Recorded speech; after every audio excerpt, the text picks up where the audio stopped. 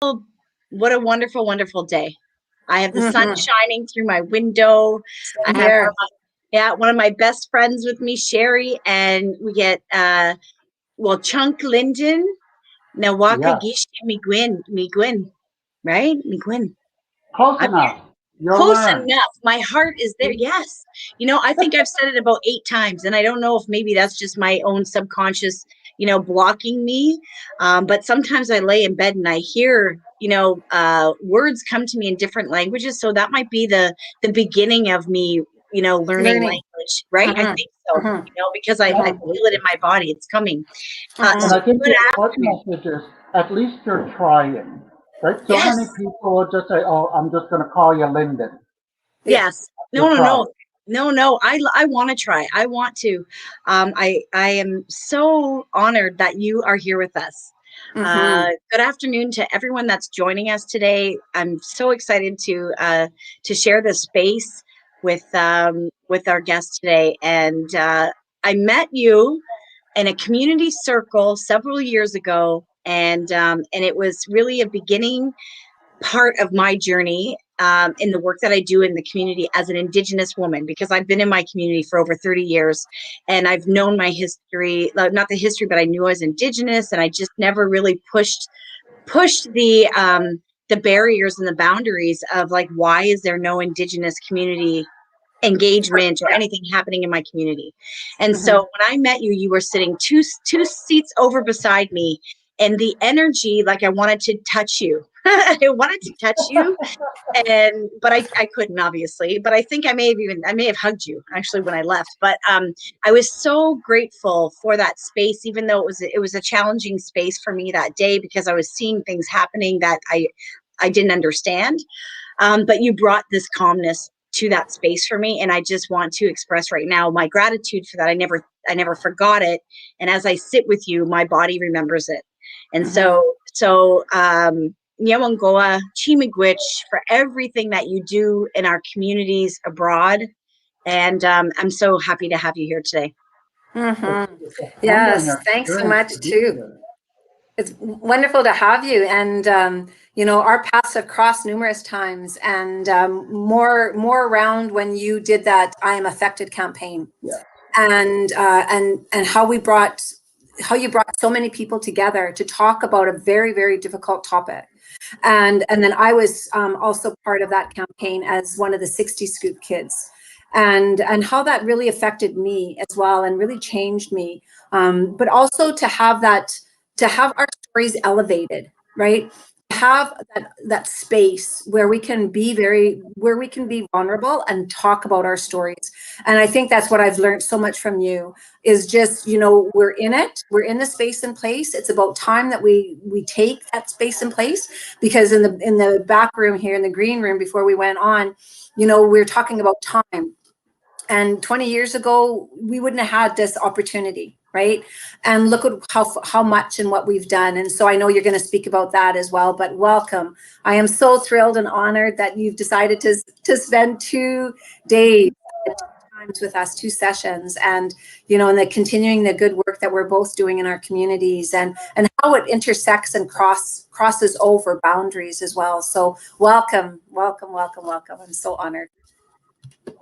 Well, it's very humbling, and I'm so honored to be here in this space because, as you both mentioned, we have finally reached this point in our lives where we realize that we can't sit back and wait for anybody else to be our knight in shining armor and to bring us this space. That we have to claim this space for ourselves. We have to reclaim our space, and we have to take control and write our own narratives. And we're finding over time that we are finding the spirit within us that gives us the strength to be able to say the words that are difficult sometimes to say and to do those things. So thank you very much. I feel so honored to be able to share part of my story over today and tomorrow. And Wonderful. so if you don't mind, if we're ready, I'd like to just hop right into it and start sharing with folks some of the things that I've learned. I'd like to first, introduce myself in our way because it's important. Bonjour, Anishna, NaWalka, Geeshy, Meegwun, Bezhik. My name is Longfeather, and I come from the Chippewas, Caddo, and Stony Point First Nation. I am the ninth child born to Robert and Sylvia George. I am family member to Dudley George of the Ippewas crisis.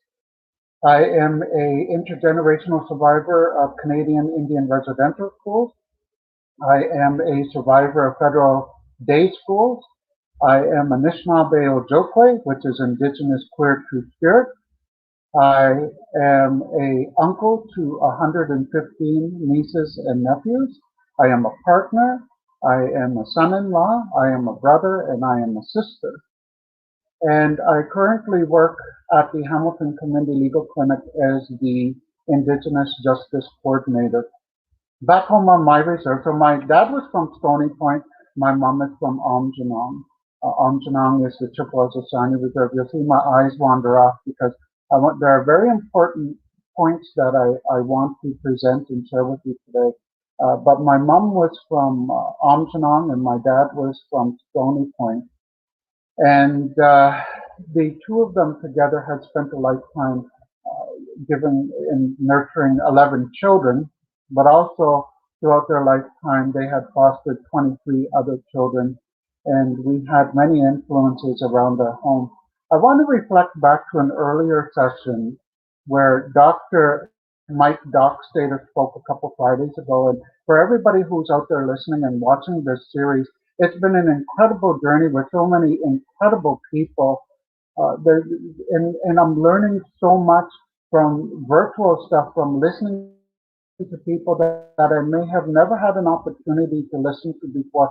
And I think this is part of why this is so beautiful that the grandmothers in the Halton area have been able to organize for many of us to be able to share our stories. But Dr. Mike Dockstader spoke about a week and a half ago, and he mentioned how we are 1 in 400 trillion chances that we are here. 1 in 400 trillion. And it seems to me, after I listened to that, and he kept on speaking, but I was distracted by listening to that point, that he's proven my point that it's very purposeful that each one of us are here. And that with us, we bring behind us our ancestors.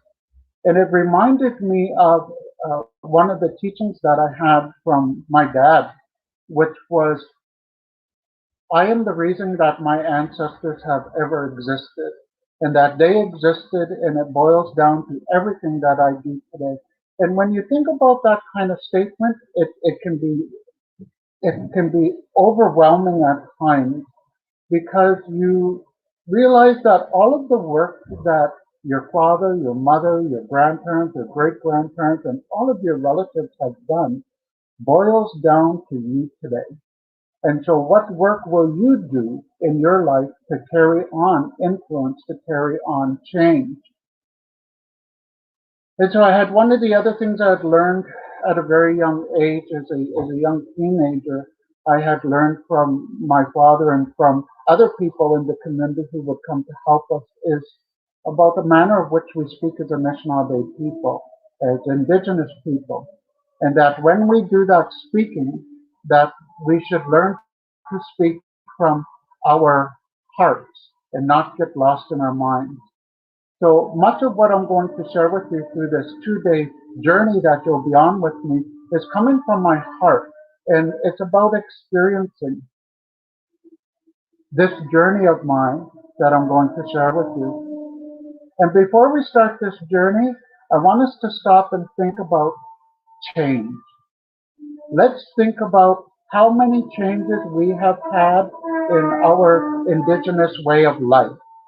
Let's think about what those changes look like. So the changes that have happened for us as Indigenous people are things like the way we eat and what we eat, the way we get our food, the way we travel, the way we dress, the way we speak, the languages that we use, our health, our education systems, the way we teach one another, and that we teach our young ones and our seniors, and we learn from others. Our religion, in our spirituality as well has changed and it's been influenced. But when we think about all of those things that have changed, our clothing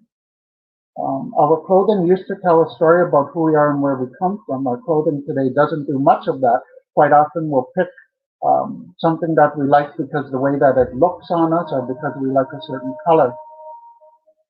But when we think about all of those changes that have influenced and shaped who we are as an individual, as a member of a family, as a member of a community, as a member of a nation, we have to also be mindful of the influence that has happened on our constructs of family and our constructs of gender and gender identity. And that over hundreds of years, there has been so much change that has happened for us as Indigenous people that sometimes we need to step back and ask ourselves, have we ever stepped back and thought, I wonder what this world would be like if that first boat didn't come over here to Turtle Island? I know I have. I thought how beautiful it would have been to be able to just walk out into the forest, onto the land, anywhere in our territories and to travel freely without these borders that we have today and without harassment. I often think about all of those species of our that are now extinct and how important it is that we recognize our relationship with everything around us. So stop and think about that change. I want to ask too as well that over the next little while, when I'm going to be sharing stories that are going to be emotional for me because I'm going to share some very intimate details about my journey. I'm going to talk about some things that could be triggering for folks. So please have your medicines, have your supports nearby should you need to access those, should you be triggered at some way. And we have witnessed many stories of our brothers and sisters, and we must make space to listen and witness the stories of all of our intergenerational backgrounds. Um, if you just hold on 1 second, my contractor is making all kinds of noise here. I'm going to go up there and tell him to be quiet because I'm sure it's very distracted. 1 little minute. I could hear that, and we just thought that maybe this might be a good time to ask them to stop the noise. So I know that Lyndon has some really amazing stories to share, and just wanted to make sure that that he wasn't distracted with the contractors. He told me that were working in his house. So thank everyone for their patience, and he'll be back in a moment, I'm sure.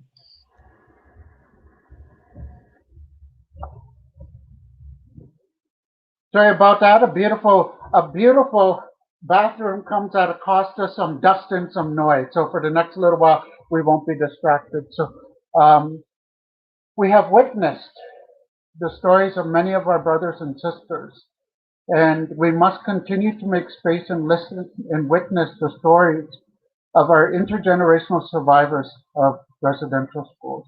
We must continue to make space for our day school survivors, our Crown Wordships, our 60 Scoop survivors, and all of the survivors of these systems that have been enforced on Indigenous people. We need to make space so that we can witness their stories. And we need to stop and listen and witness the stories of our two-spirited people as well.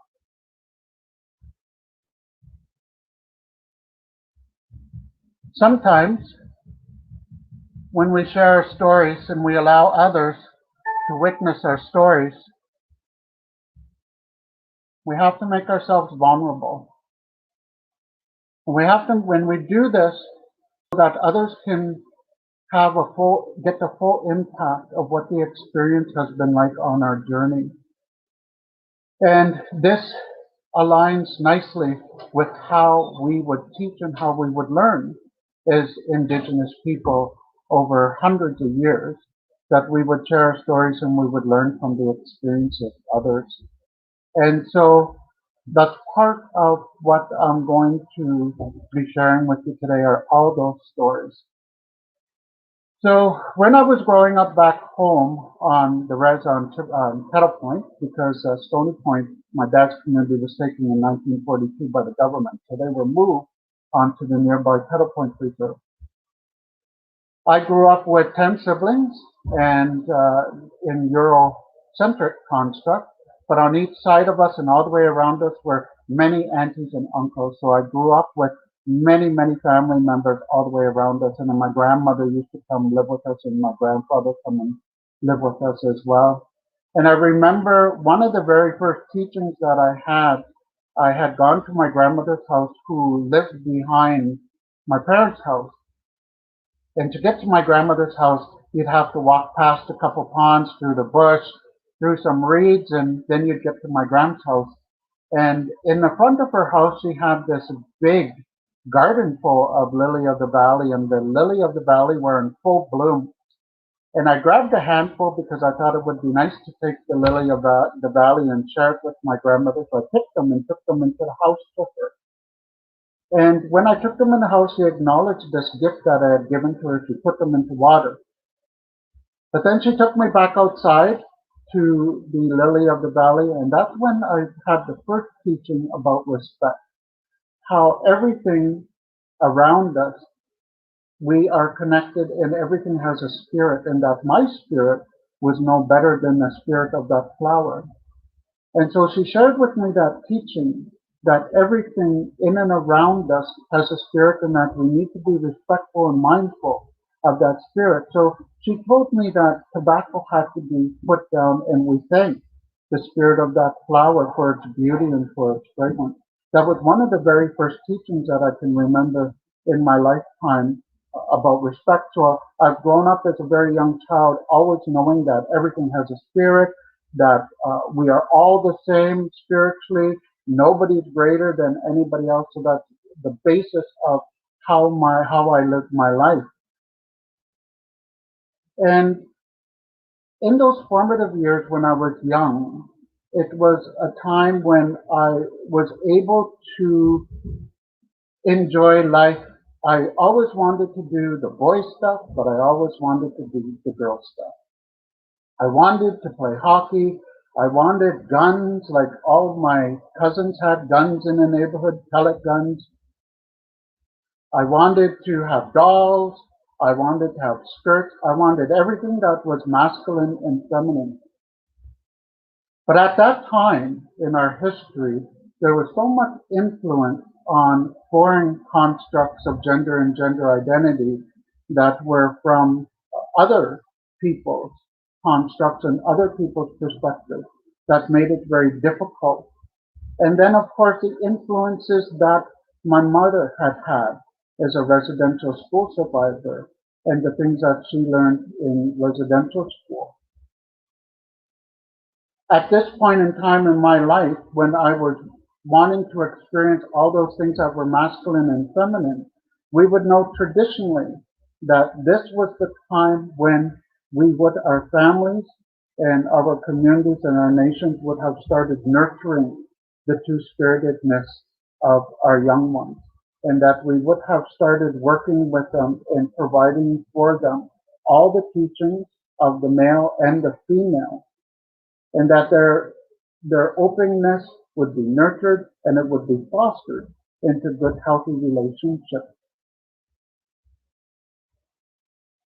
And when my mom was in residential school, she was a very young girl who was taken from my grandma from Sarnia Reserve, and she was placed in a residential school, Mount Elgin Residential School outside of London. My mom went to residential school with her sister Bessie, and they were caught one day speaking in one of the languages. My mother spoke two languages, Anishinaabe and Potawatomi, when she went into residential school. And they were caught speaking the language one day, so they were penalized. And my mother was sent to the Mohawk Institute. And it was at the Mohawk Institute that her experience and her memory there was a story that my mother would share that has haunted me to this very day. The abuses that she went through. And I also want to ask that because some of these stories make me very emotional. If for any reason you see some snot hanging out my nose, somebody let me know, because when my dad died, I was really emotional and everybody was coming by giving us a big hug, and my sister beside me. I noticed that people were coming up to me and they were putting their arms out and they're moving their head aside to hug me. And I was wondering, why is everybody moving their head away when they're hugging me? Well, my sister then told me after about an hour of hugging people that I had cried so much I had this great big pile of snot hanging out of my nose, and she never told me. So, if you see that I'm getting emotional and you see some booger hanging from my nose, somebody please let me know. So in my lifetime, I have always employed humor to get me through a lot of stuff, as we do with Indigenous people. Look around at yourself, your friends, your families, your community, and you'll see that humor has brought us through some of the most difficult times in our lifetime.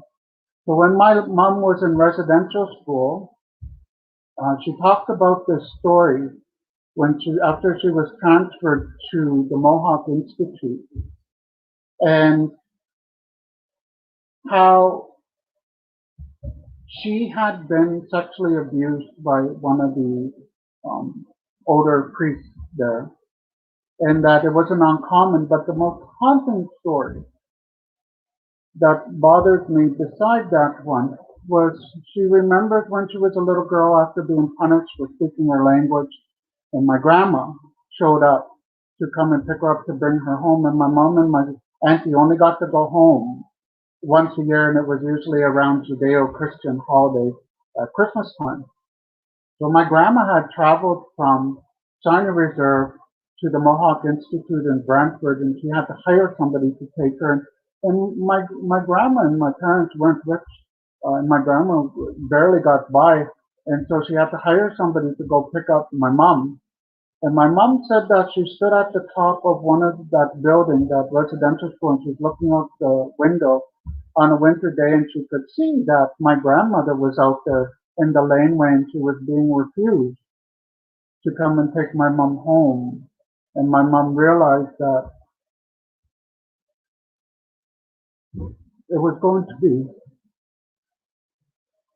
be another year before she would be able to see her family, her mom, her siblings. And that always bothered me, that separation and the abuse that my mom went through. And so when we think about things like intergenerational trauma, this this is what intergenerational trauma, this is what it manifests as. And so a lot of the work that I've done in my life, and more recently in the last 15 to 20 years, is to start looking at that intergenerational trauma and how it manifests itself and the role that it plays in my life. And so I think that as I get older, I realize that these stories, that the things that my mom went through, they will always affect me the way that they will affect me, and they become a new part of who I am. Just like the way that we lose somebody to death and we mourn them, that feeling of pain, that grief that we go through, it never entirely goes away. That rather it becomes a new part of who we are, and we have to figure out what part, how and where are we going to put that grief, what role is it going to play within us from this point moving forward. I remember as well that my mom talked about when she was in residential school, that she had learned about Christianity, and that she had learned that Judeo-Christianity as a mother, that she had a responsibility, and that was responsibility was to make sure that your children went to church until the age of 16 so that they could make up their own mind. So when my mom and dad met, my mom and dad had negotiated and compromised such things as that my mom wanted to make sure that her children went to church. So we went to church. But my dad negotiated that he would teach us our traditional ways. So we had a balance of Judeo-Christianity and a balance of our traditional ways. And I remember having to go to church as a young person. We went to church every Friday night, every Sunday morning, and every Sunday night. And I often thought that the reason that my parents made us go to church is because they had so many kids that the only time they got to have alone is if they shipped their kids off to church, and then they got to do things that adults wanted to do, that parents wanted to do in that time that we were gone. But going to church was it was a struggling time because often I would find out that Judeo-Christianity and the traditional way of life were in conflict. Some of the stories seemed to be similar, but there were some big contrasts for me as a two-spirit person. I remember at that age when we were going to school that at about the age of 5 years old, I remember my first attraction to a man. So our memory is deep. We can remember a lot about who we are and things that we've done as young people if we sit and search within our memory. But I remember there was this gentleman who used to come to our home, and his name was Peter. And I remember him sitting in our dining room at our old house, and me being about 5 years old, and looking at this man and being attracted to this man for some reason. And of course, at that age, I didn't quite understand what the attraction was. I just knew that I wanted to be around this man, that there was something that I found very attractive about this man. And so he would come and visit, and I always make sure that when he came to visit that I was in close vicinity. One day, this man brought his wife, and I remember the feelings that I had towards his wife when I first met her. And I remember thinking to myself, no, you need to go away. Go on, get out of here. And that was my first memory of an attraction towards a man, which many have followed afterwards. But growing up back home, I find that I was really privileged. I was lucky. I had a grandma. My grandma Laura used to come and live with us on the weekends. I wanted to play hockey. And my parents, my dad didn't want to put me in hockey because all my other brothers were playing hockey, and he was running all over the place with hockey. My sisters were in figure skating. So my mom put me in piano lessons. And at first I didn't really care for the piano, but after 13 years of lessons, I understand now why it was important. Piano lessons were such a great outlet for me. My parents often said that they could figure out my mood by the way that I was playing the piano. Some days I'd be playing softly and nicely, and I'd be humming while I'm playing, so they knew that I was okay. Other days I'd be pounding on the keys so hard, they knew that something was up, something was wrong with me. My other memories as a kid, I remembered, but I was fortunate because I had so many siblings and all the other big families around me that I was able to interact with. And another memory that I have is I remember my mom,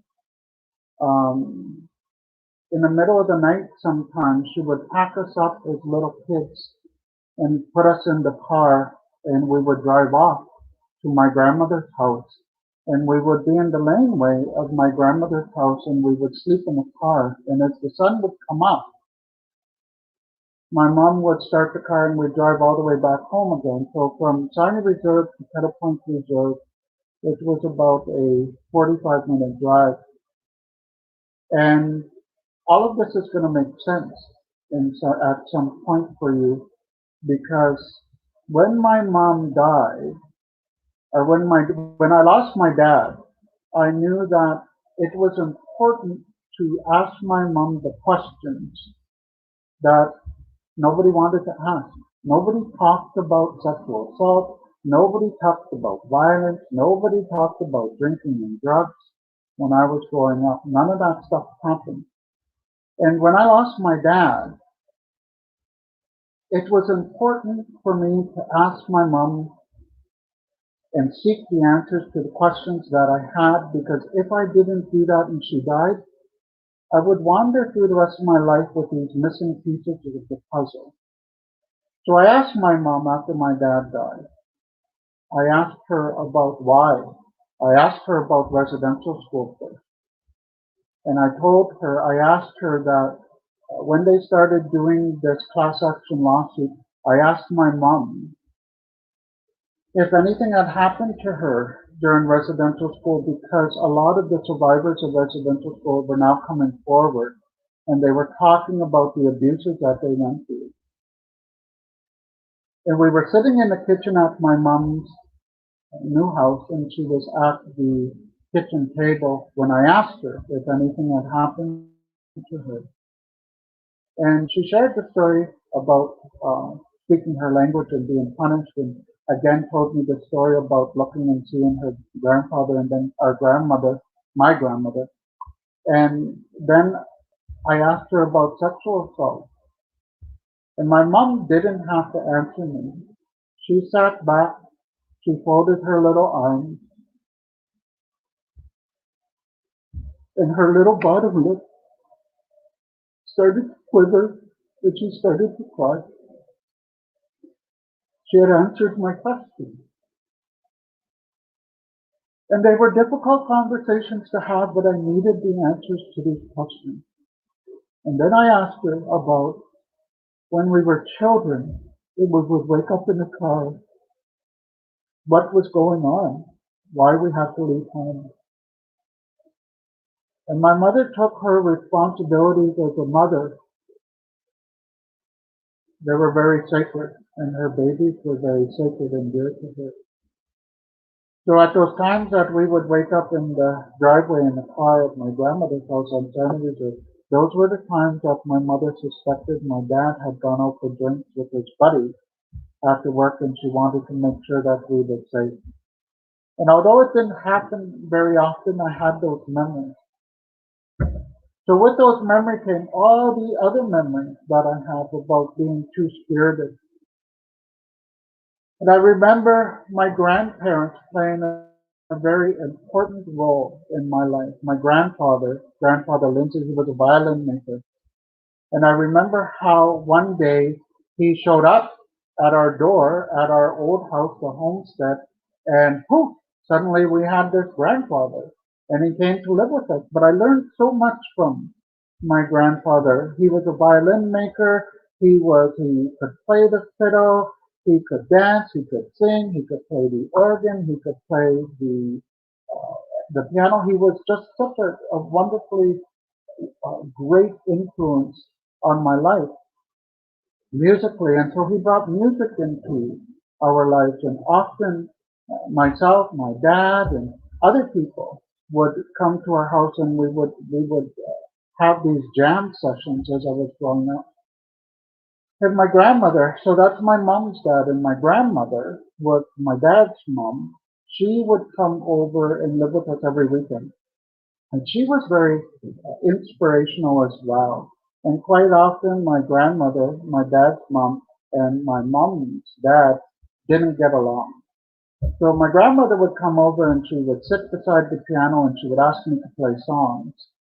And my grandfather would come down yelling away, "Oh, you Mojidi, get away from there. Leave that piano alone. You're hurting my ears." And my grandmother, I remember, once picked up her purse and just swung him and hit him and said, "Get out of here, you old man. I want to listen to my grandson play." So there was that conflict that happened between my grandma and my grandpa, which was actually fun. Even though I know that they cared about each other, it was a good sense of conflict for the two of them to have over the grandchildren. And so with those experiences, I remember my grandmother Annie, when she would come and stay with us. So this is my mom's mom. She would come down from Sarnia Reserve. And my grandmother had lost a leg. She had a leg that had been amputated. And I remember my dad carrying her in from the car from after the amputation, and she was crying because she didn't want to have to ever have her son-in-law have to carry her around. But when my grandmother Annie would come over, me and my other siblings around my age, we would often bicker and fight over who got to sleep with Grandma Annie. Because in my parents' house, there were big bedrooms, but there were many bedrooms, many beds in those bedrooms. So in this particular room, there were a set of bunk beds and a crib. And so my grandmother would always sleep on the bottom bunk and we would fight over who would sleep with her. When my grandmother died, I remember walking into her home. I was 5 years old when my grandmother Annie died. And I remember walking into her home, the front door, and off to the left of the foyer, the front foyer was a small room. And that's where my grandmother's body was laying in her casket. And I remember standing at the bottom of the stairs in the foyer, looking over and seeing my grandmother in the casket and wondering why she was in there. And then walking from the bottom of the stairwell over to the casket and wanting so desperately to understand why my grandma was not breathing and why she was stuck in that box and wanting grandma to get out of that box because I didn't like her in there. And so I stood there for a long time looking at her and in my mind imagining that my grandmother was breathing again and everything was going to be okay. Then I remember the next day, the day of the funeral, and walking into the United Church on Sinai Reserve. And at the doorway, my mom and dad having this conversation about my dad didn't feel that it was a good decision for us young kids to be going up to see my grandma in the casket. But my mom replied that it was important for us to see our grandmother for the last time. And once again, having that same experience. So I remember my mom was pregnant and that she was carrying somebody. And so that would have been one of my younger sisters. And that my other sister, who's a year older than me, and myself were walking beside her. And I remember walking up to that casket. And once again, remembering and thinking that I want my grandma to breathe. I don't want my grandma in that box. And over the years, the influence of that experience would have on me were very profound. And so I've spent many years at psychotherapists and psychiatric doctors breaking through those walls and those barriers that held me as a slave in my night times, in my sleep time for the fear. So I became very afraid, an irrational fear of vampires and zombies, because in my mind as a young child, when I would dream my grandmother would come back to life and that she wasn't a very nice person when she come back to life. I mention these things because they're important parts of memory that help shape who I am, but also to validate that I remember so many things from being a young person and the experience that we have as young people influence who we are. And a lot of those things that my mom was experiencing when I was growing up, that's what she learned and that's the influence she had from residential school. My mom should have been afforded the opportunity to teach us her way of life, our way of life. But she was robbed of that by being forced to go to residential school. So my mom was never afforded the opportunity to do things like teach me the water ceremony of the Anishinaabe women. And that would come to me years later. She did not get to teach her daughters all of those things that she had learned from her mother and from her grandmother because they were taken from her in residential school. That too is intergenerational trauma. And then I remember my day school experience. So I was of course very young when I went to day school on Kettle Point. And when we first started talking, I asked folks to think about the changes that we have gone through as Indigenous people. and the influences of change that we've had as Indigenous people, because it's important to remember all of those things when we move forward. So day school was, um, so when the day school class action lawsuit started, I was talking to my brother and his wife on the telephone, and my sister-in-law had mentioned to me the day school class action lawsuit, and we started talking about all the different kids in the community who had gone to day school. And she was sharing with me the information that she had about day school.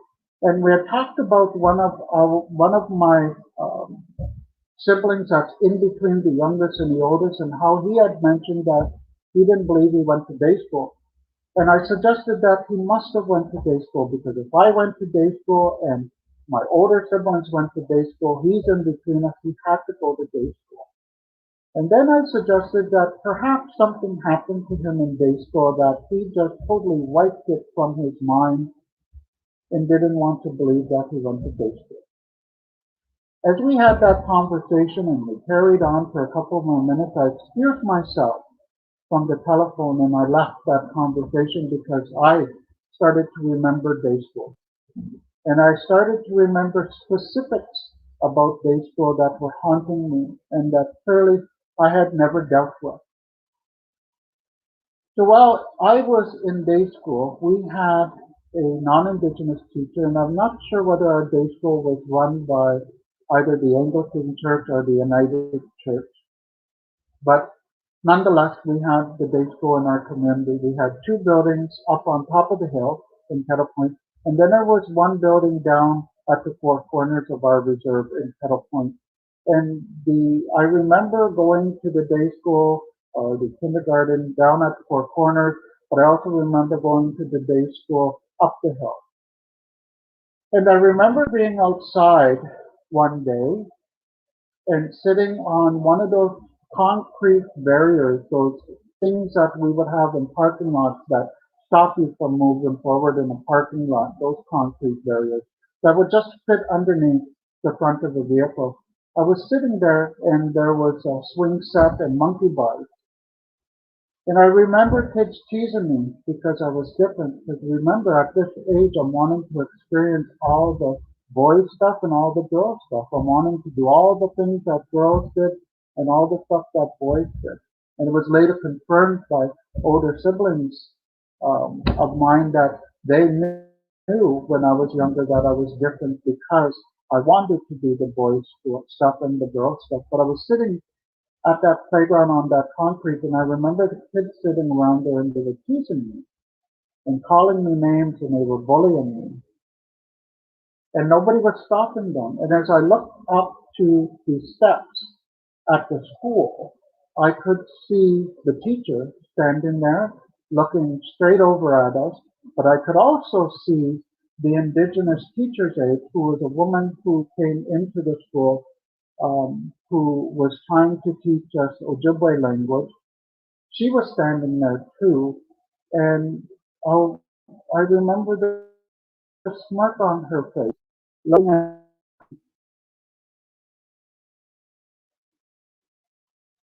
as these kids were teasing me.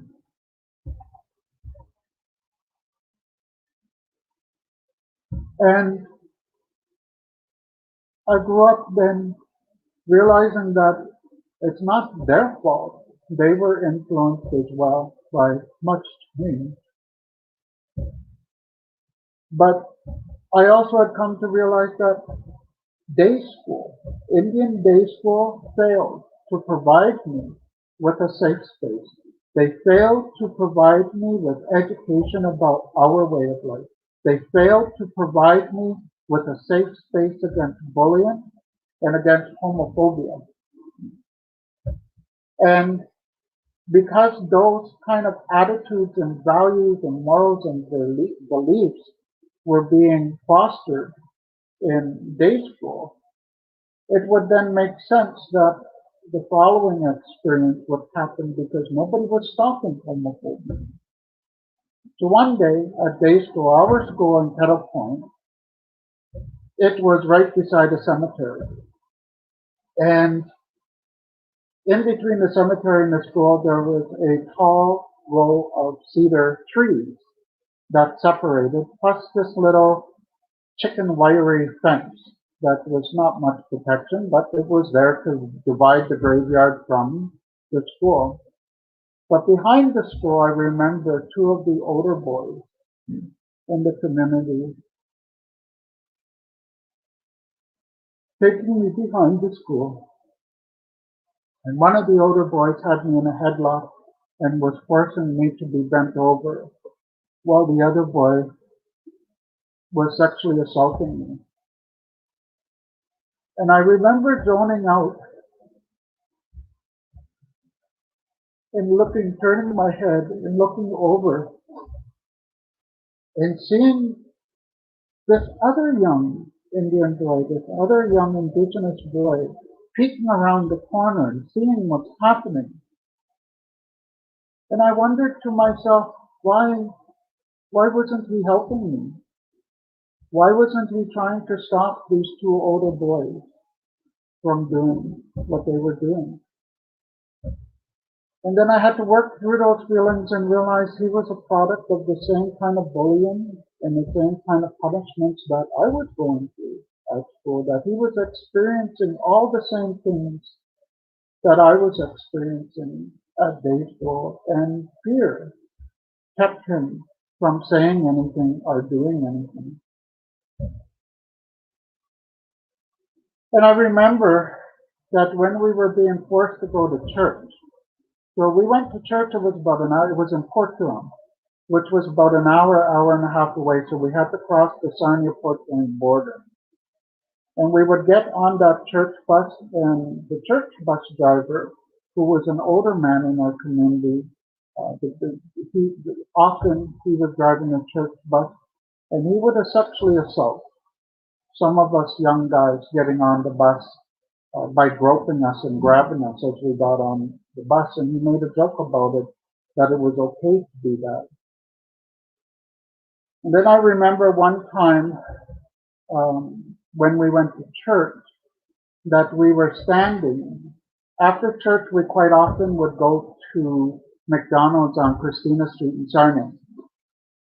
And that all of us would get out of the bus and we'd go inside and we'd wait in line. So I was waiting in line at McDonald's one time at Christina Street in Sarnia.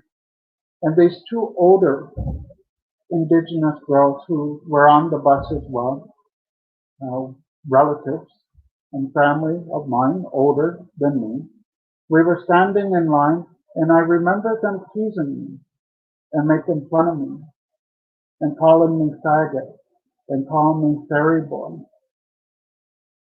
And the reason that I share that story is because it's so important to remember that words have power. And the words that we put out into the universe have the power to have negative influences and negative change on people. And those words spoken from those two young teenage girls at that point, to me, had bothered me a lifetime of at least 40 to 45 years. And whenever I would see either one of those two women in the community, those words come back to haunt me. And so I have to empower myself with those words and use those words myself so that they no longer have that kind of power on me. But for anybody who uses negative language, be mindful the power that words have, because I carried that weight for so long. Just recently, last year, I had somebody in my community who had passed on, and when I went home to spend time with family, I saw one of those women that had spoken those words to me. And I can't help but relive that whole experience. So it's important to remember that words have power and to choose our words purposely and with intent And that once you put those words out into the universe, you can't ever take those words back. And I remember that with my grandfather back then, he would drive us back and forth to church, and he was a lot of fun. And we used to do some crazy stuff with my grandfather. So my grandfather lived in a house, and I remember one time, so my grandfather slept on the bottom bunk and I slept on the top bunk, and then there was a bed on one side of the room and a bed on the other side of the room. And my grandfather would come home late at night, and he would stand beside the bunk beds, and my grandfather loved baby powder.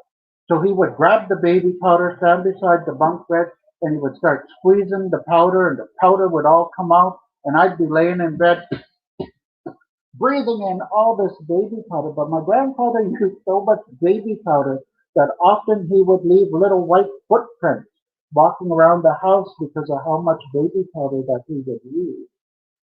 And I also remember that he was the one who taught me largely how to drive, as well as one of my older siblings, and he was a great influence in the home. And one time, one of my siblings and one of my nephews were playing a joke on my grandfather. We had so much fun back home with so many people in the house, but one of my siblings who was younger and one of my nephews went and put a raccoon tail underneath the sheets in my grandfather's bed, so that when he hopped in bed that night, he kicked it with his leg and he thought there was a rat or something in bed. He jumped out of bed laughing and screaming.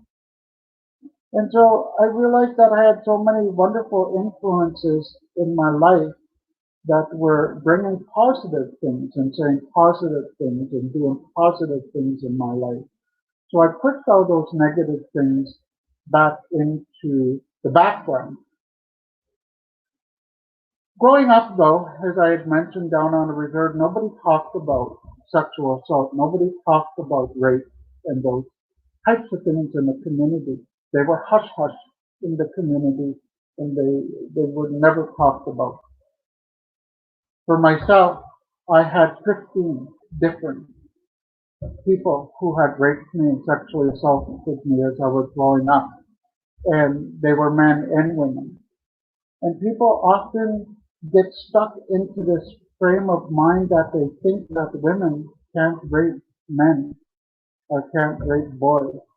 But you need to open up your mind and realize that it does happen. Women do rape boys and men rape boys. For my lifetime, I've had 15 different people, men and women.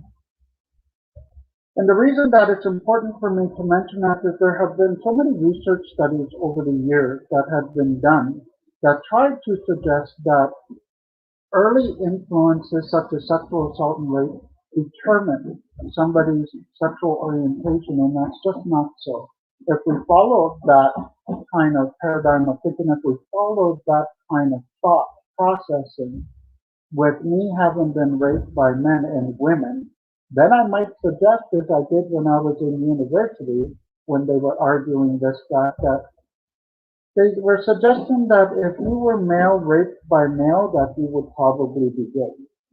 And that if you were a female raped by male, then you would probably be lesbian. And of course, there was no real findings to any of this research that was done. So I suggested at that time when I was in university that it would make sense then by those kind of ideologies that I would be bisexual, having been raped by men and women. So sexual assault and rape does not determine sexual orientation. This is something in the 1 in 400 trillion chances that were specifically and purposely chosen to be here.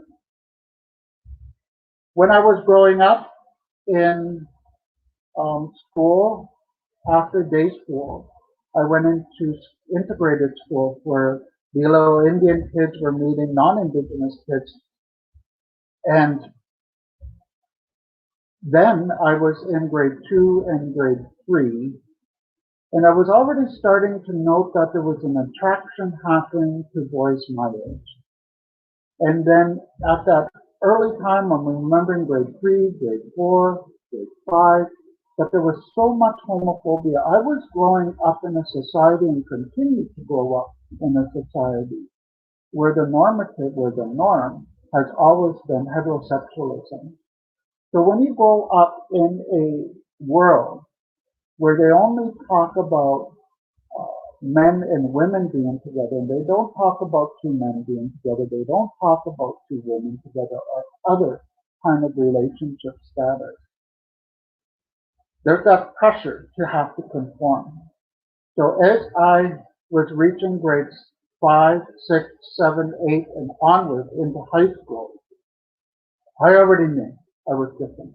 I knew that I was two-spirit. I didn't know what two-spirit was, but I knew that I was already attracted to boys and to men. But I had to hide it. And I had to hide it because it was not safe, because I remembered what had happened in day school, and I didn't want that to happen again. So as I started to grow older, I started to take on girlfriends to cover up that I was gay. And there was never an intimate, passionate sexual relationship with girls. It was a relationship of convenience to hide and protect myself from further harm. So I went through the later years of elementary school and high school with all these girlfriends. And then when I got into high school, I started to meet more people. I started to realize that I had this thing that was called gaydar, and that it's the ability to be able to sense and feel other two-spirited people within my little circle. And so I'm starting at grade 9 and grade 10 to recognize that there are other people like me, and I'm starting to see similarities with other people, but it's still not a safe environment, so I have to continue to have girlfriends and make people think that I'm heterosexual. And all the world around me was about heterosexualism. When you drive down the highway and you see that perfect family up on a billboard, that perfect family is always a mom, a dad, a boy, a girl, usually white people as well. Not often ever did you see an indigenous person when I was growing up, or people of color in general represented in any kind of billboard and stuff like that. So I started to realize at that age that I was very different. Then at 15 years of age, I was taken to my first gay bar in London, 15 and a half, where I met my first partner, who was 38 years of age, who had introduced me to things like disco dancing, Kate Bush, and alcohol and drugs and those kind of things. And he was considerably older than me. As I said, I was 15 and a half and he was 38. But he was showing attention to me. And he was showing specifically that he liked me for who I was. And so I didn't have a driver's license, so I would hitchhike back and forth from the reserve to London, which was about an hour and 15 minutes drive from my reserve. And then I got my license. And in that time when I got my license, this new partner of mine who was 38 and I was 15 let me go. And when I look back and I think about the words that he chose purposely to end our relationship, I'm very grateful and very thankful that he did that. Because what he had said to me was at that point, he said, Lyndon, you are 15 and a half years old, I'm 38 years old, and you have a whole life ahead of you.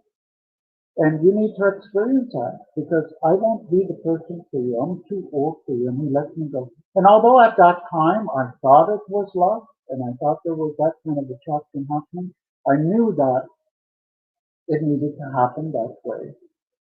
And so I got my license and then I realized that going into London was dangerous for me because of the dangers to being two-spirited, to being queer in general. But also, it wasn't even safe for me as a indigenous person to be in an area where there were so many non-indigenous people.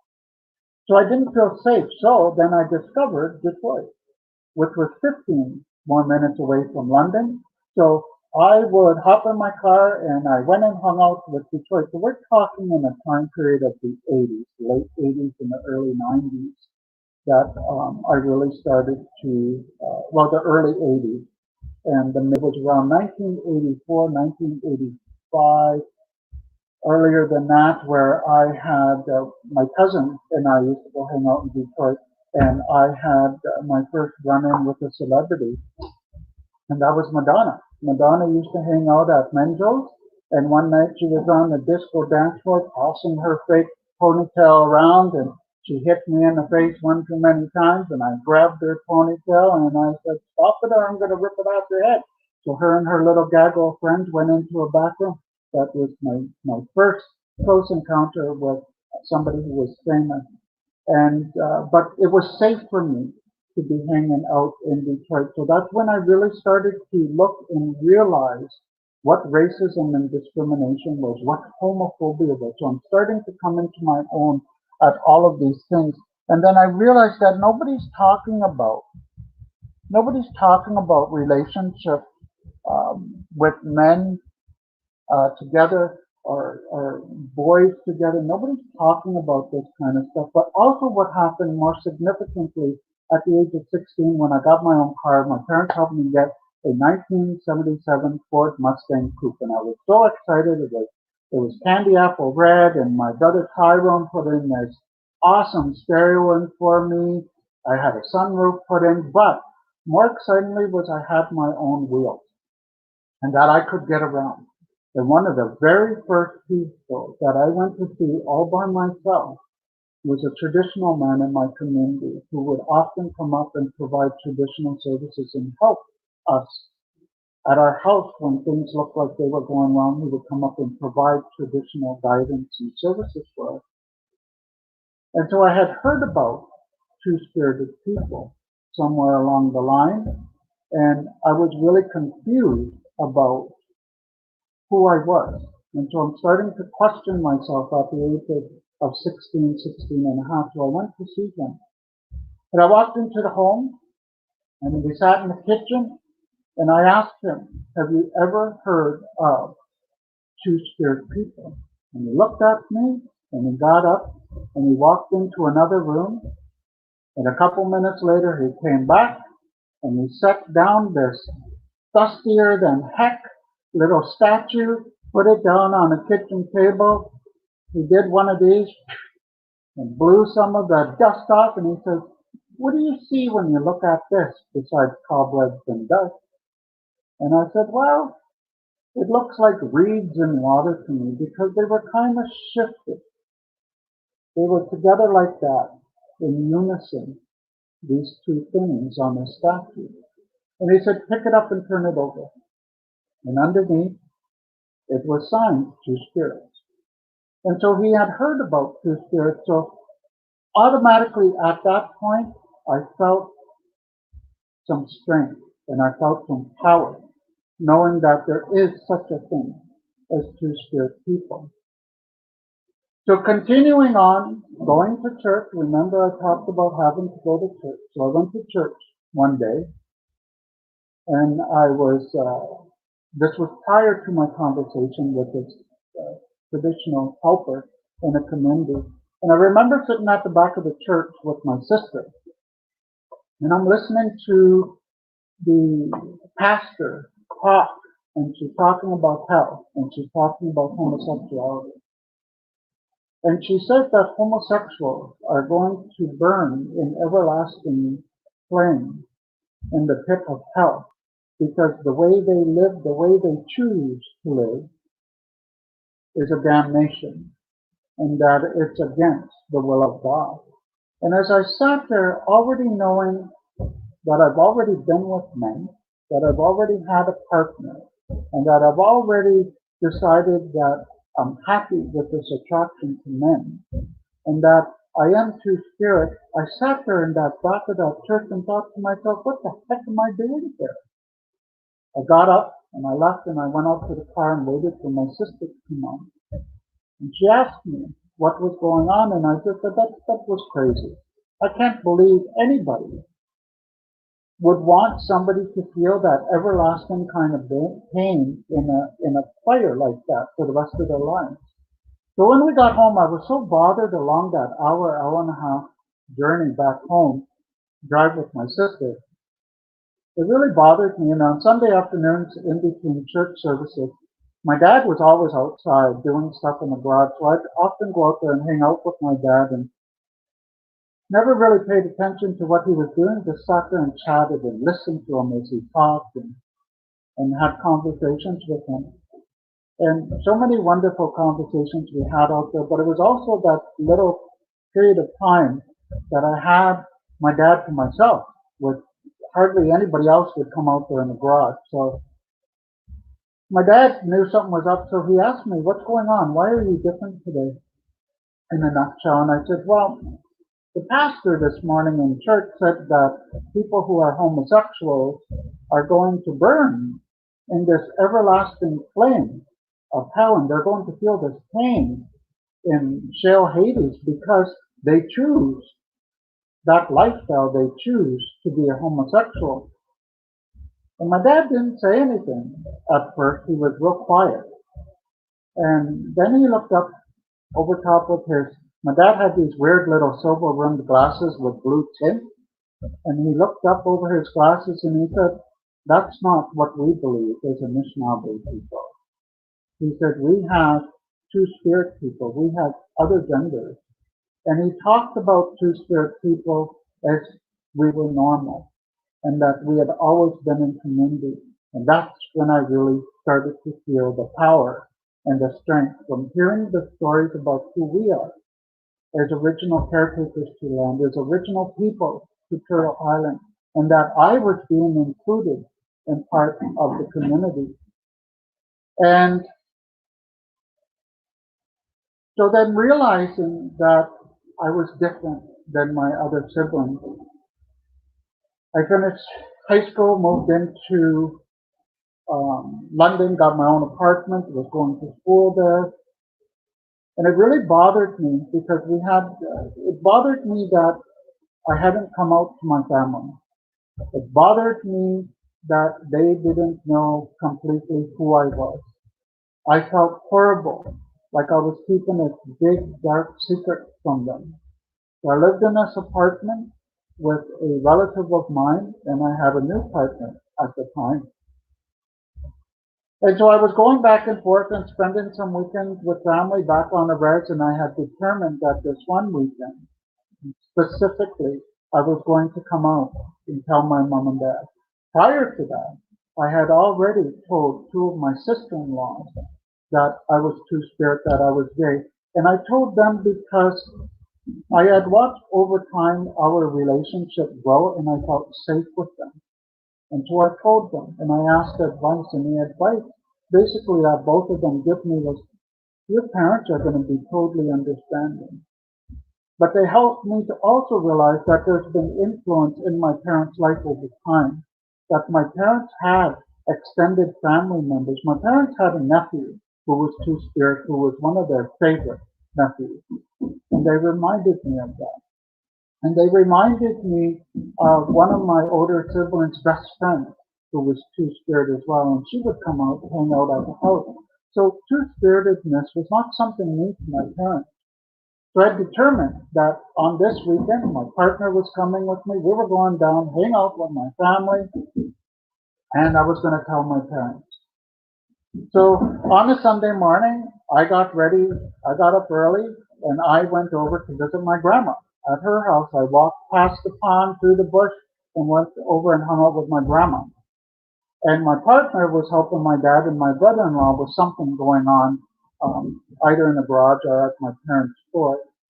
And then the phone at my grandmother's rang, and my dad's on the phone, and he says, "You need to come home. Your mother and I need to talk to her." And I thought, okay. So I gave my grandmother a hug, gave her a kiss, and then I went back over to the house. And my mom and dad were sitting in the living room. My dad was sitting in one armchair. My mom was sitting in another armchair, and they were both facing a couch.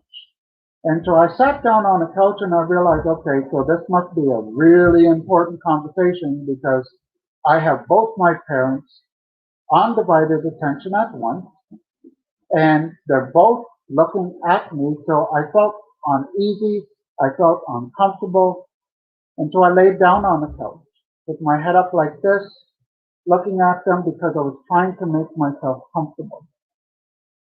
And so my father pulled out of his pocket this piece of paper, and I was curious about this piece of paper. And then he said, "Your sister found this and brought it to us. Would you like to explain this to us?" So he handed me that piece of paper. So my little sister, bless her evil, wicked little heart, she went into my luggage. So when we went down to visit, my parents displaced my sisters, my younger sisters, so they had to go and share a room somewhere else. And my partner, who my parents thought were just my friend, we occupied their bedroom. So my little sister, I think she got upset that we were dislocating her from her room. So while we were gone, she went through my luggage and she found this letter that my partner had written to me. And when I recognized that it was this letter, I immediately thought to myself, okay, I'm safe. There's nothing in this letter that would make my parents know or think or suspect that I was safe. And then I realized, oh no, the last paragraph is where my partner is saying, I love you so much. I can't wait to spend the rest of my life with you. I realized I was done. That was it. My parents read it. They knew I'm out of the closet. So, as my parents were trying to rationalize and figure out what was going on, I immediately noted that my mom sat there quietly. She had a couple of little tears come out. My dad, um, he really internalized stuff and he was feeling some blame. And I know that because one of the first questions my dad asked me was, is this because I didn't let you play hockey? And when my dad, only being 15 and a half, 16 at that time, yeah, when my dad asked that question, I immediately felt like this is a result, this is the damage as a result of hiding who I am that's happening to my parents. I immediately went down that road thinking I caused this because I didn't tell them sooner who I was, that I'd been lying to them, and they didn't know these things such as that I was loving somebody and I was happy and I had the capacity to love somebody of the same gender as anybody else was experiencing love in the family. And I immediately went into this mode thinking, okay, I can't have my parents internalizing this and accepting responsibility. So the humor in me started to come out. So when my dad, immediately after my dad had asked that question, is this because I didn't let you play hockey? My quick witted response was, it has nothing to do with hockey. It has nothing to do with piano lessons. Rather, maybe you want to give some thought to all the years feeding me for breakfast Fruit Loops and Homo milk. Maybe that had something to do with it. And we laughed. And we started to talk about it more openly then. And my parents then told me that they didn't quite understand what being gay or being queer was, but they made the promise that they were going to investigate and that they were going to read and find out as much as possible as they could. And my dad also made the promise that he was going to do more research into two-spirit people. And so I think what's really important about coming out is, even though I had decided that this was going to be the weekend, this was going to be the time that I had worked myself up to, that I was going to come out to my parents and then to my family, that it's important to allow that space to happen for other people. And I know that in my lifetime too, I too am guilty of having to have outed somebody when they didn't have an opportunity. But it's important to allow Two-Spirit people, Indigenous Spirit people, to allow us that time in that space to be able to tell people when we're ready who we are and what it means to us. Because when we're afforded that opportunity, we get to share with you the whole dynamic about everything, about how happy we are and the good choices that we've made.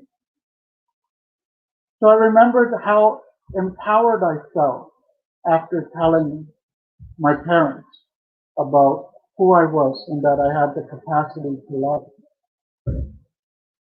And then I had to tell my siblings.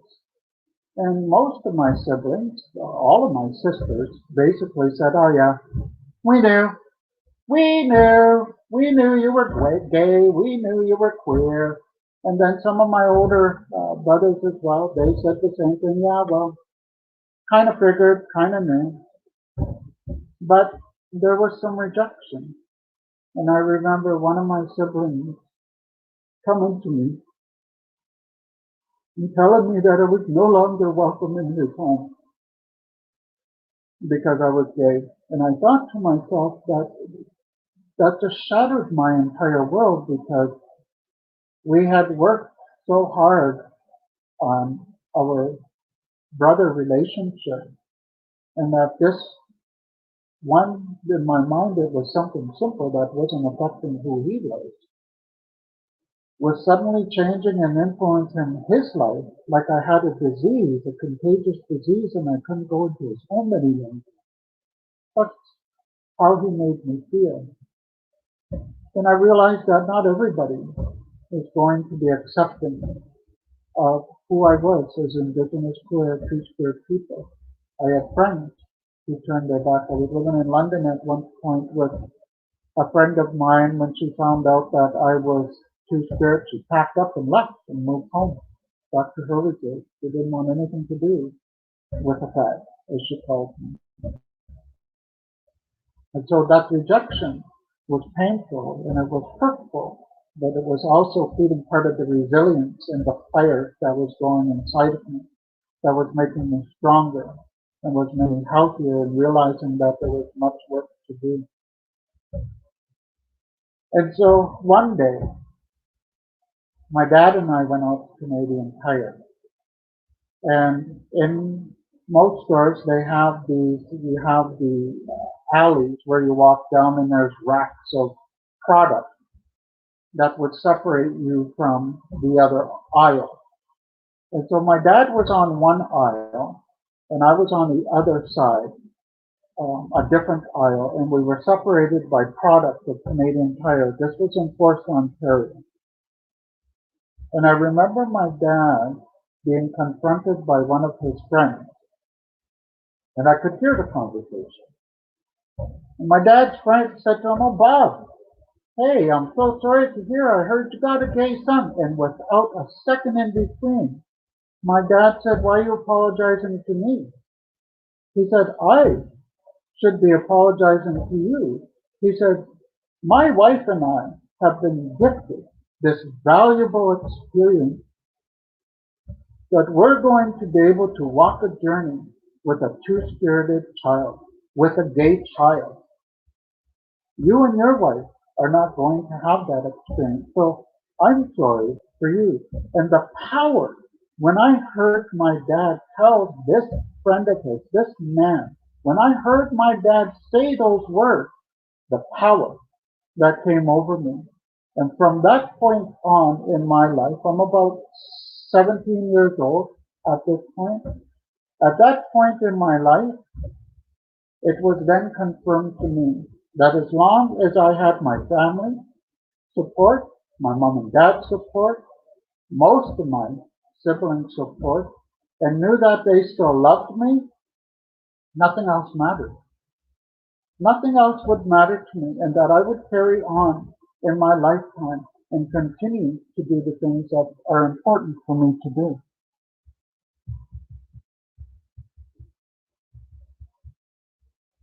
I remember as well, there were influences in my community. We never got to see two-spirit people when we would go to powwows. We used to, as a child growing up, we would go to powwows all over the place, but everything traditionally was also built on a heterosexual, uh, kind of a normalized heterosexualism, that there was no such thing. We had disappeared as two-spirit people. And my mom and dad were very engaged in powwows back home in California. They were, so this is a time period and significant change had happened in indigenous communities. And there was the influences of churches that were happening in community. And I remember back home in my community, when my mom and dad, along with several other handful of other couples, were organizing our traditional powwows, that they were banned in our community. Nobody wanted to do powwows, and nobody did ceremonies, sweat lodges in our community for a very, very long time because they were frowned upon, because our community was heavily influenced by Judeo-Christianity. And so a lot of the traditional things that we did in secret. When the helper would come to our house, we could never tell people about the things that we were doing.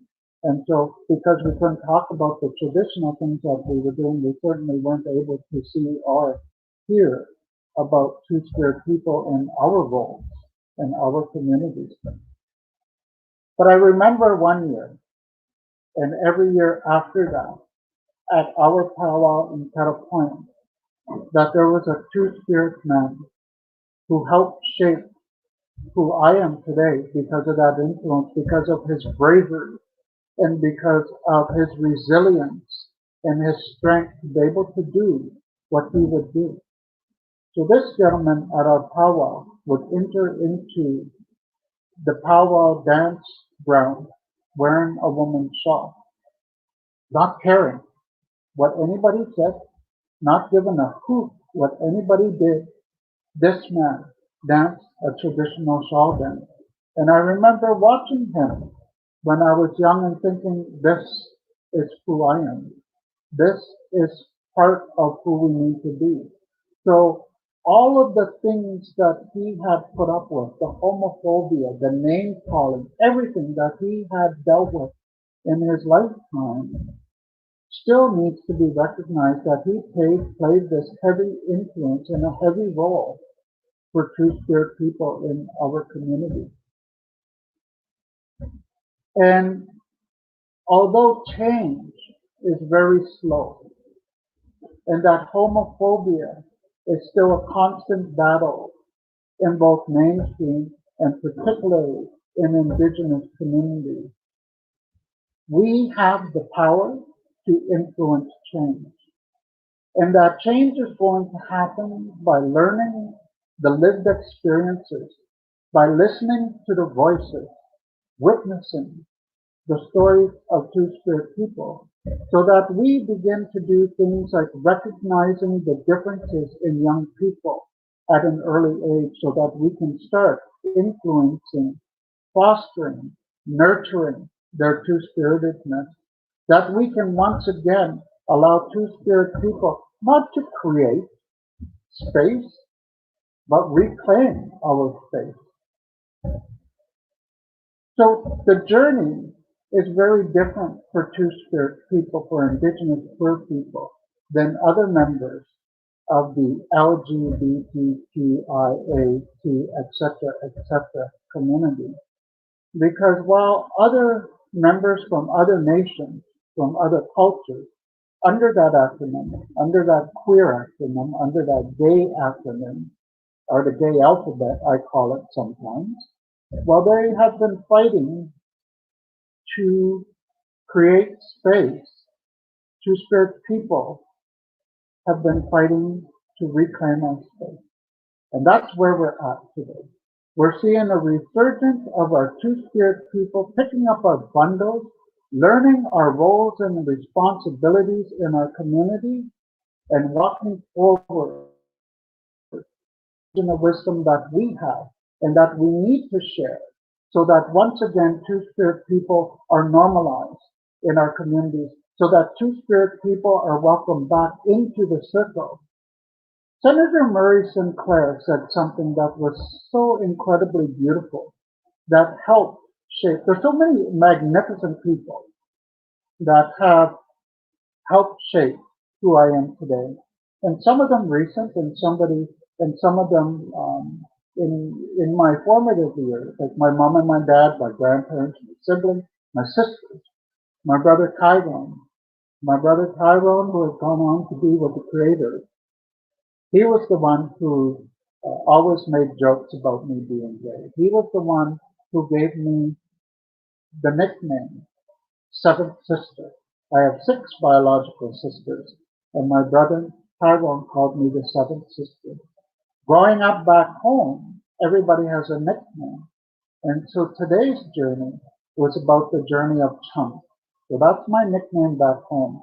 And I dare say that many folks back home in my community would have to stop and think about what my real name is. In fact, I had a colleague of mine who stopped in the community one day, stopped at my parents' gas station. After they retired, they got bored, so they built this gas station that employed a lot of my nieces and nephews. So this colleague and friend of mine got lost looking for me down at the powwow ground, so stopped at my parents' store where my nieces and nephews were working and asked them, could you tell me where I can find Lyndon? And my nieces and nephews didn't even know my real name. So then he drove away, turned around when he remembered, aha, his name is Chunk. So my nickname back home is Chunk, and that's how I grew up.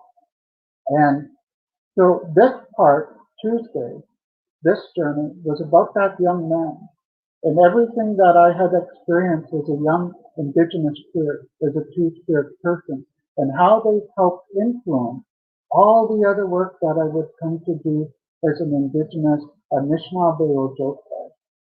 I am empowering Indigenous spirit and two-spirit brothers and sisters to reclaim not just our space, but also reclaim our terms.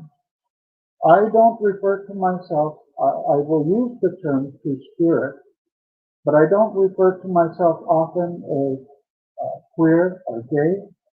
I use Anishinaabe Joke because that is one of the terms that we have in the Anishinaabe language that helps describe who we are as Indigenous spirit people. And that in almost every nation across North America, there are many terms in each nation that help describe who we are as Indigenous spirit, two-spirit, Anishinaabe or Joke. And with those come certain roles and responsibilities. And those are some of the things that on Thursday that I'm going to share with you that I've picked up along my journey, those masculine and feminine ceremonies, those things that are specific for us as Indigenous people, and how I've worked through the homophobia, how I've identified the intergenerational and trauma that I've experienced in my lifetime. All of those things, they're going to come together on Lyndon's journey, which is Niche, part 2, on Thursday's walk with me on this journey. But I know that sometimes it's very important to be able to know who the characters are. So when I tell my story and share with you part of my history and make myself vulnerable for you, sometimes it's important for you to be able to see who all those players are. So what I'm going to do at this point is I'm going to share with you pictures along my journey and tell you with a coordinating picture what was happening in my lifetime.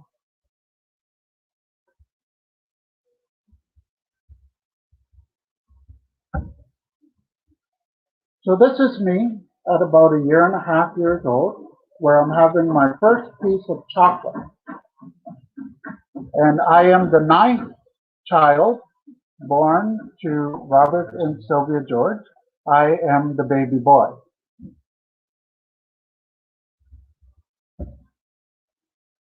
And this is me at the age when I would have gone to Federal Indian Day School in my community.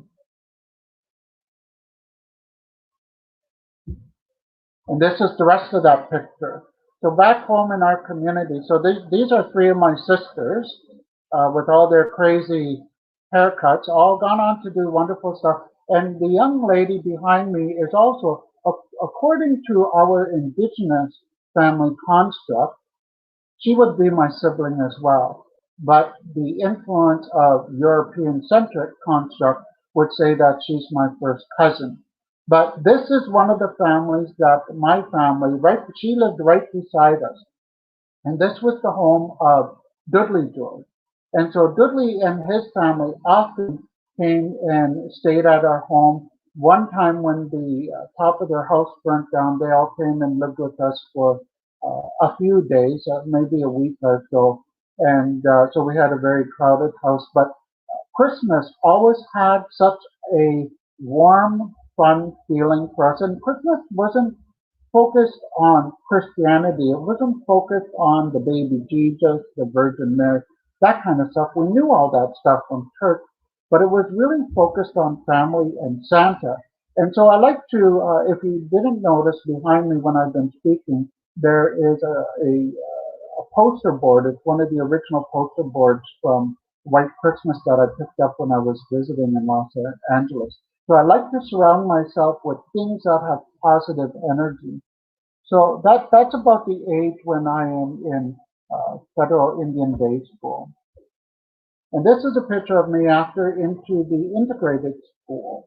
So this would be grade 3 in the integrated school. And I remember that many of the other um, young Indigenous boys going to school, they all borrowed my necklace at that time so that they could have their picture taken with that necklace on too. And this is important because at this age, we're not learning homophobia. We're not being taught homophobia in an overt way. That I'm already knowing at this age that I'm different, but and all the boys who are my age, they don't care that they're willing to still be friends.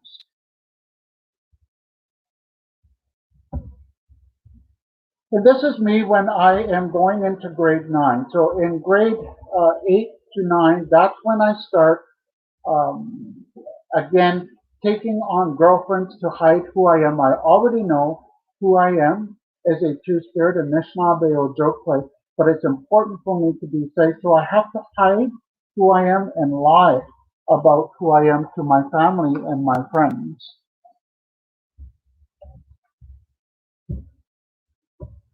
And this is me at the age when I get my 1977 Ford Mustang Coupe candy apple red, and I'm sitting on Santa's lap. But this is the age when I start looking for a community where I feel safe. So this is where I go out driving around to London and to Detroit looking for other queers and communities uh, so that I can be around people. So I needed to find space where I not only felt safe as an indigenous person, but I also needed to find space where I felt safe as a Anishinaabe or Ojibwe.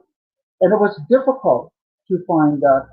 I was constantly battling uh, two different forms of discrimination. Discrimination and racism based on being indigenous, and discrimination and hate and homophobia based on who I am as a Anishinaabe or Ojibwe.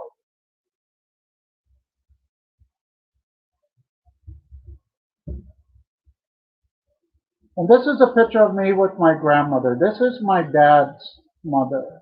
And she played such an important role in my life because she was the one who encouraged me, along with my other grandfather, my grandfather and my grandmother, to be who I am. Just play your music, be happy, and don't let anybody tell you not to do those things that make you happy. And off to the right is one of my older nieces. Her name is Sylvia. I call her Misdemeanor. This is my mom and dad when they're at a very young age. So my mom and dad were parents at the age of 13 and 14. And then they became united and they had 4 babies all at once, one right after another. And this is them at that age with those 4 little babies. They're very young at that age. trying to make a living. And this is them again after several more children.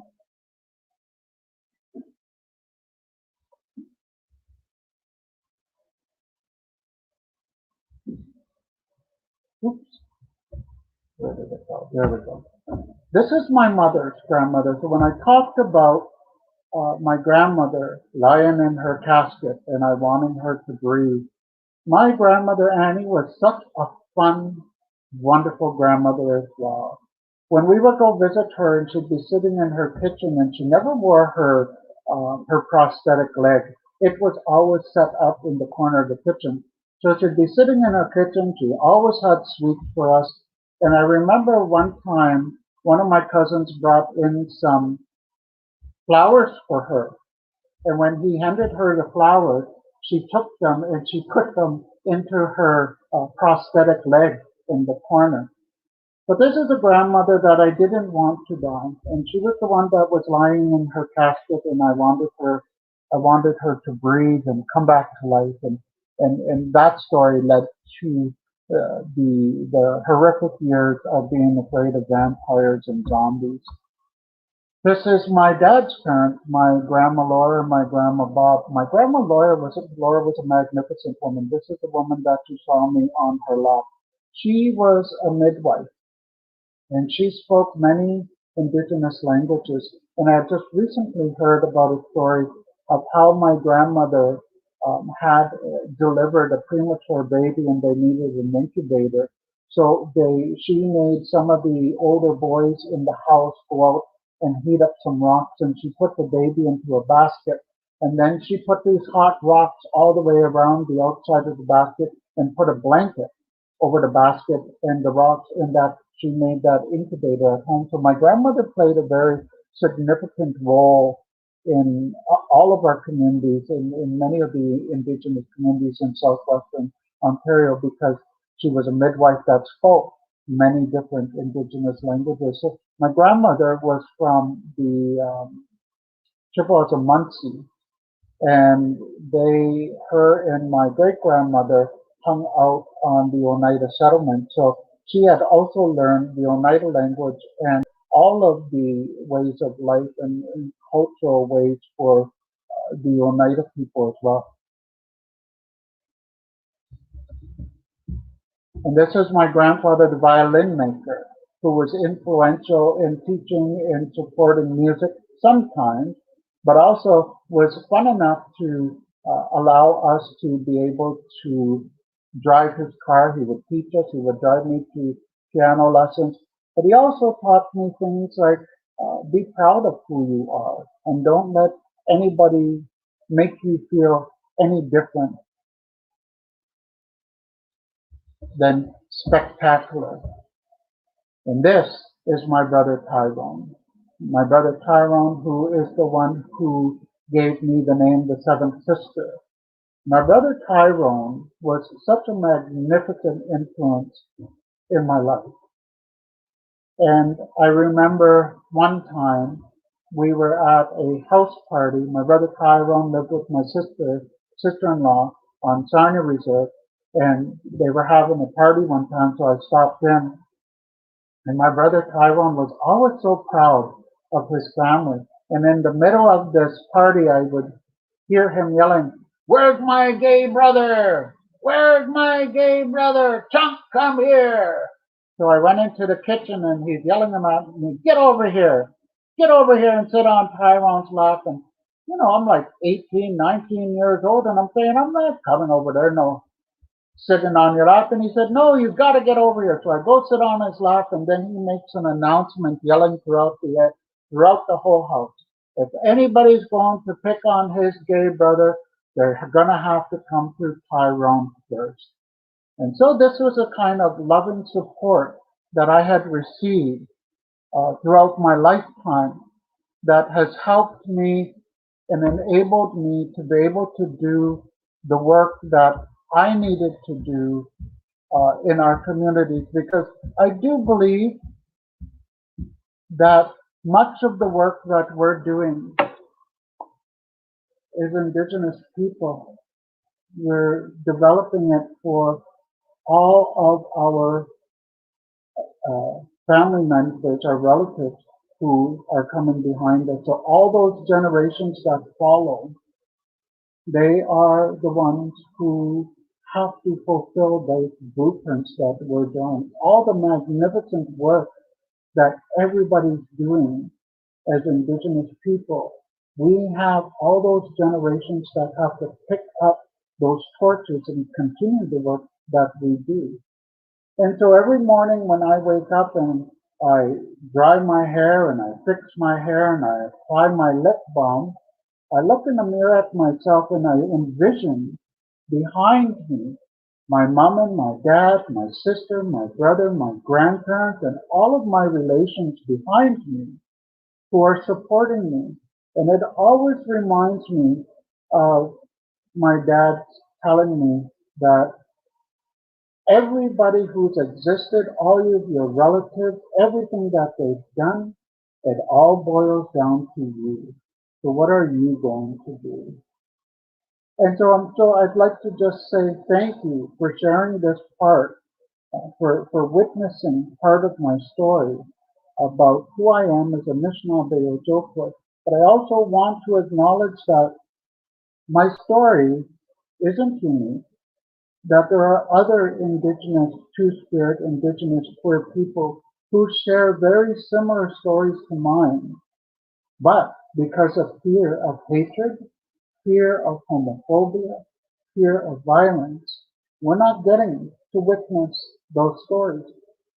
So once again, as I talked about at the beginning, it is up to us to make space to witness the stories of all of our brothers and sisters, to all of the survivors in our communities, because from those stories, from witnessing their truth, we will learn much. So Chimagwach, and I hope to see you back here on Thursday. Thank you so much. You know, just sitting here and listening to you and reading the comments, you've really, really touched an awful lot of people. And, you know, I just want to just say heartfelt, you know, thank you so much for being here, for being vulnerable, for telling your story, because sometimes it's not easy. It's not easy telling the story, and you know, as we keep on sharing our stories, it does get easier. But there are times when, you know, it resonates and feeling that vulnerability in our hearts and things like that. And I just want to just thank you so much. And, you know, I know that during the amazing race, you know, we had two spirited participants on there. And I was just so proud as well to bring that awareness to a national forefront and national TV. But also you being in our community is just, you know, you're a force to be reckoned with, and certainly a role model to many, many people. There's a situation where you had mentioned about, you know, a family member saying, you know, rejecting and not being there for you. And it's one of those things that, you know, even my family, there's 10 brothers and sisters in my family, and I always say that, but there's 2 of my siblings that are really, really hurt. And they've claimed me dead. And so, you know, I know what that rejection piece feels like, and it just has to do with personalities, and in my situation, certainly not the same, but just knowing that rejection, and how that rejection feels from your family. And, you know, my mom really tried to keep us all together. She's a residential school survivor as well, and I'm a 60 scoop kid. And so all of us have been touched by social services, and how hard she fought to keep us all together. And then later on, you know, she passes away, but then the 2 sisters are just in so much pain that, you know, that they've done that and rejected me as their sister. So, you know, I understand it. You know, it's their pain. It's not mine, and I can only open the door there, open my heart and my arms the next time I do see them. I loved everything that you said about our ancestors standing behind us, and that we're stepping into it. We're stepping into our space. We're stepping into and reclaiming space. And that's what it is all about. And this is what we're trying to do with Grandmother's Voice as well, is reclaiming space. People are contacting us on a regular basis saying that they want to have the space to be able to tell their stories. So, and to tell their statements and to educate other people, right? You know, we have so much work to do, but we need to bring people along for the journey and people along to understand many, many voices and many experiences that we are doing this work. So again, thank you so much. It's been It's just such a, a pleasure. and it's such a magnificent time right now because we're seeing as Two-Spirit people specifically and other members of our communities are reclaiming our spaces.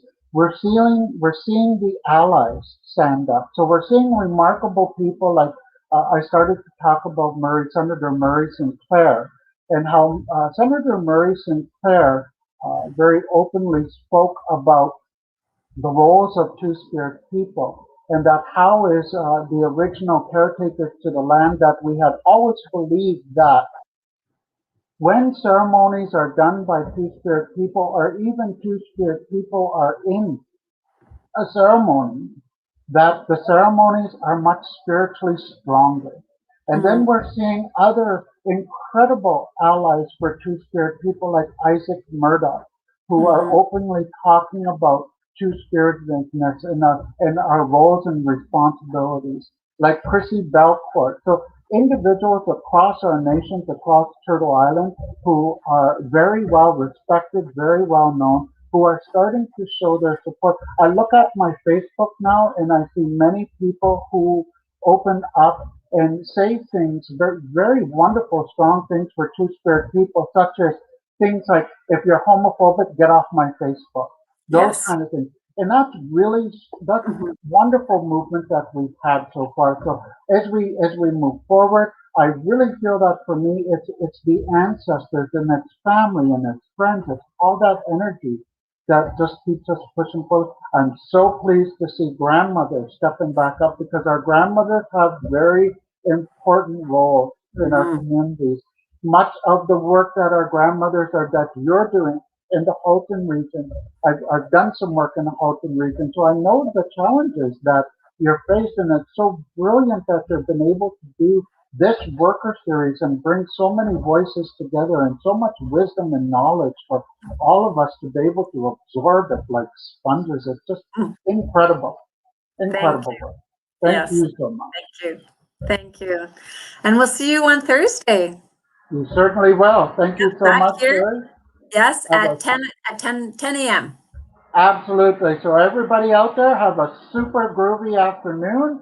Take some time. If I triggered you, please take some time to yourself and work through those triggers. Help acknowledge those triggers.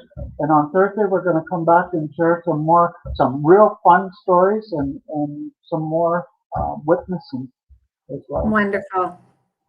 Have a nice day. Bamapi Gawakman. Mama P.